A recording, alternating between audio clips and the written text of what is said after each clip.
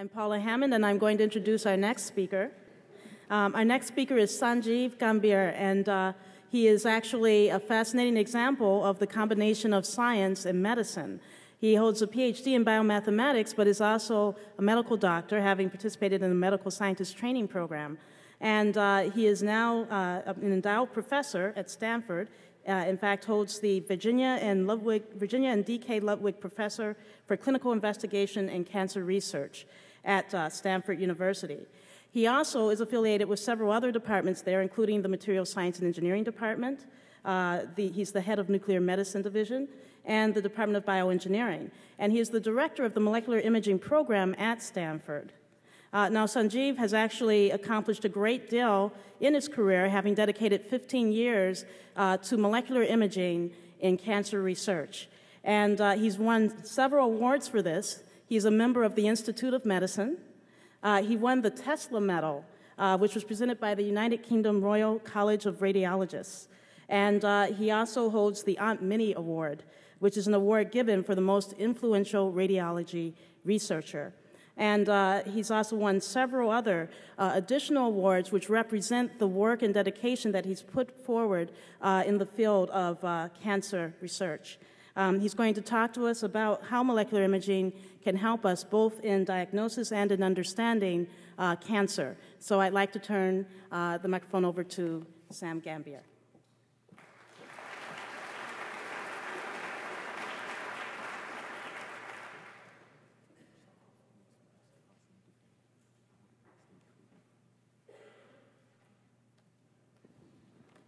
I was asked to turn over my wallet. Not sure why. This is MIT, okay. So I was sitting in the audience all day yesterday and trying to figure out, I have absolutely no connection to MIT, having always grown up in Arizona and then Southern California. And I was thinking there must be some connection other than I have postdocs from MIT now. And then it occurred to me that one of the best teachers I ever had when I was working on my doctorate in mathematics was a professor at UCLA who had trained here at MIT, Ken Lang. And Ken Lang was a chair of biomathematics at UCLA for many years. And why I remembered him is he was the only person who actually gave me a B+ during all my training, in addition to the fact that he was a phenomenal teacher. But I think this is truly an incredible place, and I'm privileged and honored to be here with you, to share with you some of our thoughts in the area of molecular imaging of cancer. And to me, this is a work in progress. I'm going to talk to you about things that are pieces of upcoming stories that don't fully yet have solutions, to kind of get you to think about these things. So part of this is a sermon in what I believe based on seeing things at the hospital and patient side, and part of it is how we're shaping our research to, I think, answer important problems. So I'll talk first about an important area, which is really merging in vitro and in vivo diagnostics. Too often, people in the imaging arena work alone in that arena, and people in vitro diagnostics work alone in that area, and really there is an importance to bring the two together, and I'll share some thoughts about that. Then I'll talk to you about some initial mathematical modeling we've done for early cancer detection and trying to put a mathematical framework around why it might be possible to detect very small tumors and what kinds of things are going to be needed to detect very small tumors in order to go forward. Then I'll talk about a novel strategy to increase blood biomarkers. How do we literally stress your body to get it to increase the level of proteins being shed and or secreted from tumors? Then we'll move into molecular imaging, and today I'll focus more on sound-based technologies, new strategies with targeted microbubbles that we're taking to the clinic, and new strategies in photoacoustics, which actually date back to Alexander Graham Bell and his work here at Boston University. And then I'll try to put all this together very quickly. So let's start with what really matters, why this center that's now coming to fruition in the new building, all the centers around the U.S. Are working hard, and that is the situation that this husband finds himself with his wife. And he, as all of you in this room, if you've not been in a situation like this, are going to ask, why was the cancer not detected earlier? we see too many patients with very late-stage disease, and even what we call relatively early disease is still relatively late. And I would argue that many of our drugs and strategies for treating cancer that actually have the potential to work can't when there's a heavy tumor burden. And so we need to shift into getting our youngest minds excited about the hardest problem. And that hard problem in this case is earlier cancer detection. It's not a surprise when we look at the data that as you back up and look at earlier and earlier stage tumors of many types, that the survival curves quite often look like what's shown here. When you have cancers that are truly caught in stage 1, 2, we have much better survival rates. And yet, when we look at what's happening in this country, and that matter worldwide, we're spending 100 times more on the late stage problem. And this has fundamentally got to change. We in the imaging community ourselves are guilty of this because we've been afraid to tackle early detection because it is a harder problem, because we'll see the numbers of cells we're trying to detect are hard. And I should also add, we're not just trying to detect all early tumors. We're trying to detect early relevant tumors, those that will go on to kill the patient. And there's a big difference because the issue is not early detection, but early relevant cancer detection. And that's what we have to remain focused on. So if we look at this from a point of view of the number of cells we're trying to go after, the issue is that if we look at, for example, ovarian cancer, and typically in most imaging scenarios, especially if we interrogate at the molecular level, we're at about a cubic centimeter of tumor mass. Most technologies like positron emission tomography and imaging throughout the entire body are typically in this area where there's already 1/2 to 3 billion cells, many of which may have already, of course, started to leave the site. And we're pushing imaging and in vitro detection technologies so that we can start to get to a cubic millimeter. And of course, it would be phenomenal if we could push even further and start to get down to just a few thousand cells. This is a tall order because technologies have not really been there to move this window down. But I'll show you things that are happening and the way we're thinking about things now that make us cautiously optimistic that we can push this window down. So the biomarker detection blood is one component of this, the in vitro diagnostics. And in this case, of course, we have tumor that is shedding and or secreting biomarkers, including proteins, microRNA, different biomarkers. And the goal is to detect these through a blood sample. Challenging because it's not clear what biomarkers we need to look for. We don't even know if they're specific to the tumor, how much of those same biomarkers are made by normal cells. But we do have this great advantage of being able to multiplex, being able to take many, many different protein signature and or other component biomarker signatures from that blood sample.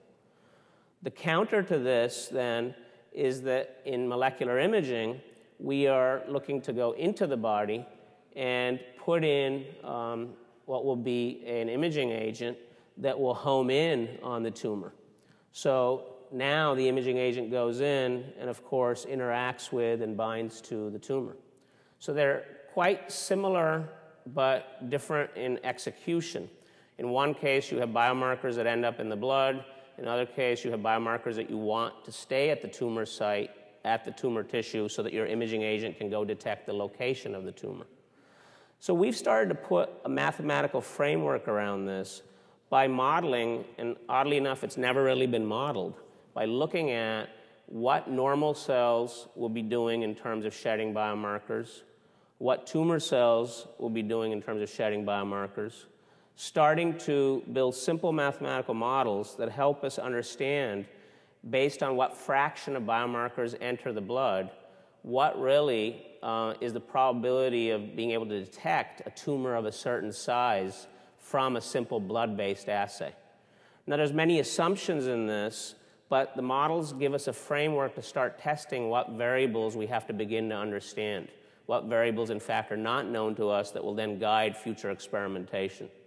And in fact, although I don't have time today, I just want to show you that these models are starting to now give us semi-quantitative agreement with what we do know, which is what happens in recurrence of tumor, with biomarkers that are more well characterized because there's so few real biomarkers of early detection, but biomarkers of recurrence do agree with what our model predictions are finding. We're able to see that these models are supporting that less than a cubic millimeter of tumor volume somewhere in your body is potentially detectable through a blood test.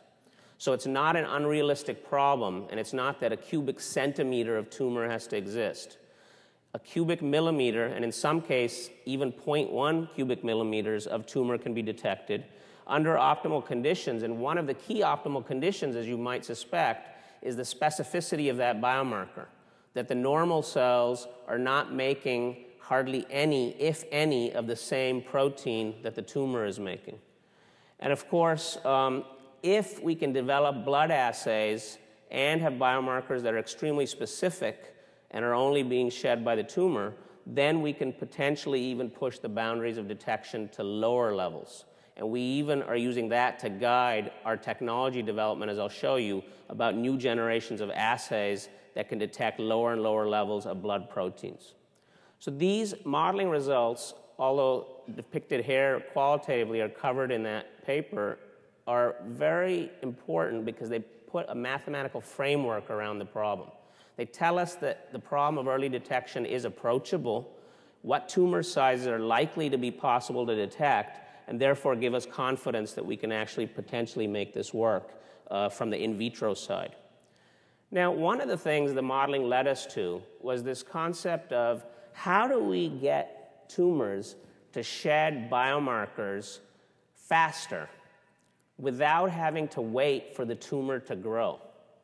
Because ideally, I would take a blood test from you and then do something to you and retake the blood test so that you serve as your own control, so we take out some of the variability of protein biomarkers in this case, and not have to wait for months to years while the tumor continues to grow to be sure that you actually have a possible tumor hidden somewhere in your body.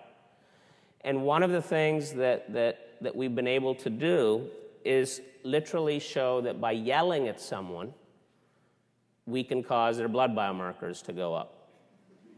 Now, as strange as that sounds, in fact, the heart of it is at the basis that we know we can use sound to increase delivery into the cell. For example, gene therapy, in fact, can be enhanced by using sound. So we've been studying different strategies in sound delivery to tumor sites to, in fact, allow this shedding to occur. And this seems very strange at first because you say, does that really work? And in fact, yes, it does work in animal models where you apply sound to animals that don't have tumor at all. You will not see a bump up of a given biomarker or even a panel of biomarkers. But if you apply the sound in an animal that has a tumor, but to the wrong site, where the sound does not have a chance to interact with the tumor, again, you will not have an increase in biomarker. But if you apply the sound to areas that have tumor, even if you didn't know that area had a tumor, you will, of course, start to see this bump up in biomarkers. Now, we've initially validated this in xenograft models and now in transgenics, and are moving this into a clinical trial that I'll show you. But it opens up the possibility of being able to literally stress the tumor environment. The mechanisms seem to be related to micropores that then, in fact, disappear after just a few hours. It is not through enormous cell death, although, of course, if you deliver higher energy sound, you will cause a lot of cell death at that site as well. But we're continuing to study this, and in fact, if you look at the y-axis, which is the bump up, if there's an area of no tumor, you hover around 0. And then there's a lot of variability because we don't fully understand how the sound interacts with different areas within the tumor bed itself.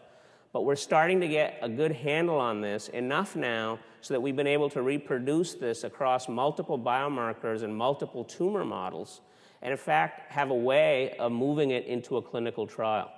You may know in the clinics there are new technologies focused on sound called high-intensity frequency ultrasound, or HIFU, which instead of radiation therapy are being used to deliver sound locally in order to, in this case, increase the temperature of tissue to destroy the tissue. But we're intercepting the same trials to actually now go in and provide sound to a region of the body to then test whether specific biomarkers increase. And if successful, that would open up a way to test this and actually move biomarker detection into a new kind of structure, because you wouldn't have to know where the tumor is. You could do a blood test and then apply sound, for example, to the left breast, redo the blood test, then apply sound to the right breast and redo the blood test. There are many caveats to this. Of course, there's many reasons it may fail, but it's just to get everyone thinking that we have to come at this uniquely by trying to cause the equivalent of a stress test so as to get a bump up in blood biomarker levels. Now that led us to a second issue that, okay, if we could start to do this, but how do we push the limits of detection technologies where we can detect very small changes in protein in the blood and also do it reliably? So we built a very tall order. We wanted true matrix insensitivity, so it wouldn't matter if it's blood or eventually saliva or cell lysates. The matrix that the proteins are in would be irrelevant. We wanted very high sensitivity, approaching low femtomolar. Based on our models, we were able to predict that that's the kind of sensitivity we would eventually want to achieve to push down even into the 0.1 millimeters cube range. And then go into a very large dynamic range so that we could detect very low-level abundance proteins and very high-level abundance proteins. This, along with a few other criteria, is a very small amounts of volume of actual blood sample, as low as 30 to 40 microliters, so that you might only have 100 to 120 copies of protein in that sample, led us to this development of technologies like the magneto nanosensor. Now, the magneto nanosensor is in its second generation now, and we recently started coupling it to microfluidic platforms. But the basic concept is that a drop of blood can be processed and multiplexed for hundreds of proteins in simultaneity, but with only very small actual volume of sample. The technology works as shown here. The heart of it is, again, really bringing engineering and medicine together. Richard Gaster, an MSTP student working between Sean Wang's lab in material science and my lab, was helping to develop this technology. The yellow sensor that you see on this slide, this is a giant magnetoresistor, the same thing that's in your hard disk drives. But this GMR is very sensitive to very small changes in magnetic fields. This GMR sensor can be coupled to antibodies that will be specific for the target biomarker that you're trying to detect in the blood sample. And of course, you can lay down multiple antibodies against multiple biomarkers. And right now, the sensor wouldn't know anything's happened because there's no change in magnetic field. But now you come in with your blood sample, and after the biomarker, the protein, is bound to your antibody, the sensor still doesn't know anything's happened. But now, much like in a sandwich format in an ELISA, with a second antibody that has a very strong and sensitive magneto nanoparticle, shown here, that magneto nanoparticle now can lead to a change in magnetic field locally.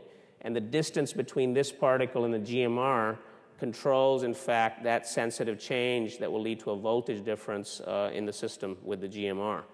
And so now that magnetic field change is detected, telling you you have that antigen present.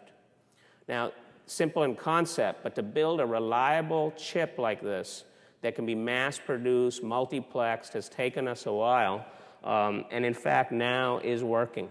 And we have very carefully tested it over the last couple of years in multiple applications to show that it has the kind of robustness we're looking for. Compared to an ELISA, which sits here, in terms of concentration of target antigen and the signal detected, this magneto nanosensor with the same two antibodies that would be used in the ELISA can now reach into a level that is not possible with optical techniques. Because of the low magnetic background in biological materials, you're able to, with the same binding affinities that is being used in ELISA, reach in and detect, in fact, such low levels, and eventually we feel high attomolar levels. It's also fairly reproducible. The chip-to-chip variability now has a coefficient of variation of about 7%, and we think these kind of technologies can be deployed in large scale to let us start to test early detection issues, which I'll get to. So in mouse models, we have tested this.